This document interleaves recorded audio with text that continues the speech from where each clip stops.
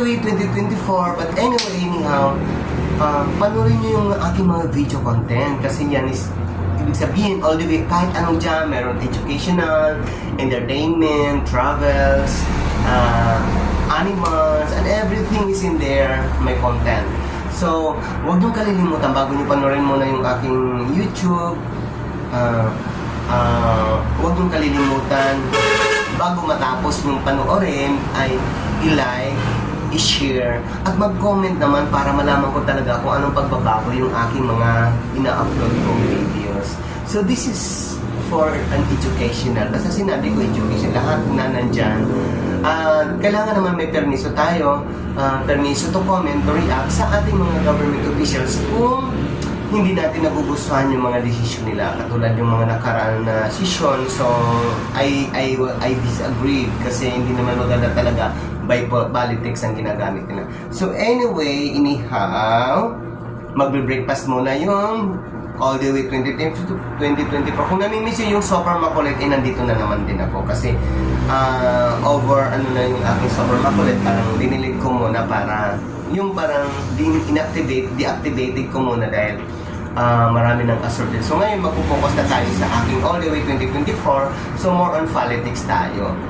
So bago ang lahat, kain muna tayo. So dinalan ako ng aking kapatid na pag-breakfast.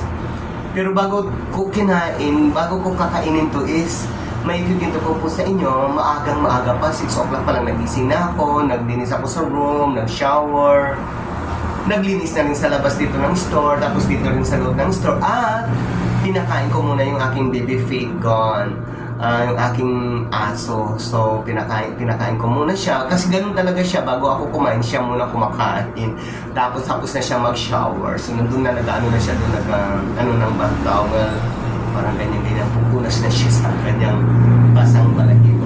So anyway, ito yung ulam ko ngayon, mini hotdog, tapos yung crumble egg. Tira lang to ng aking baby Pete. Tapos may kanin ako, ayan, ayan. At tapos may saba, boiled banana. So dami akong breakfast.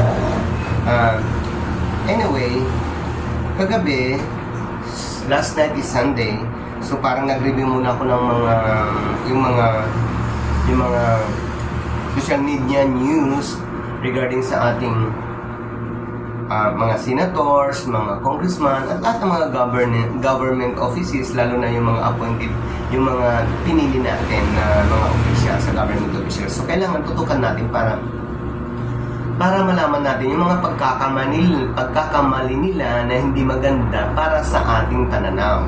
So kailangan talaga bigyan tayo ng tamang desisyon, bigyan tayo ng tamang movement nila na hindi na lang about the politics. So, di ba, yung ating mahal na BBM, hindi siya nag-iintindi, bahala na, kahit minumura siya ng dating presidente na Duterte, go lang siya ng go, gawa lang siya ng gawa, trabaho lang siya ng trabaho para sa mamamayang Pilipino. Di ba, the best president? So anyway, kakain muna ako bago ako magpunta sa social media news today. So, kasi dito sa aking binabantayan, ito ay Lotto Outlet. Ayan. PCSO. Ayan. So, ginagawa ko to, ini-entertain ko ang lahat ng mga customers natin para naman tayo may pabahagi sa ating PCSO at para ipabahagi doon sa mga nangangailangang Pilipino, doon sa mga nangangailangan ng medisina. So at least nakaka-contribute tayo through the operation activities. So yun lang po. So mamaya-maya lang titingnan natin ang mga balita-balita, government officials man o mga vloggers na mga aywan para sa taong bayan at sa ating mga presidente, kasi minsan parang dihado na talaga, kaso nga lang ang babay talaga ng ating presidente, hindi siya pumapatol na kung ano. So mamaya hintayin nyo yung aking magiging comment, hintayin nyo yung aking magiging vlogs doon sa makikita ko dito mamaya sa news. So, marami pong salamat at please, huwag mong kalilimutan i-likes, i-shares, at mag-comment, at i-subscribe. Especially kay I have 12 subscribers pa lang. Please naman, help me to grow my YouTube channel. So, bye-bye!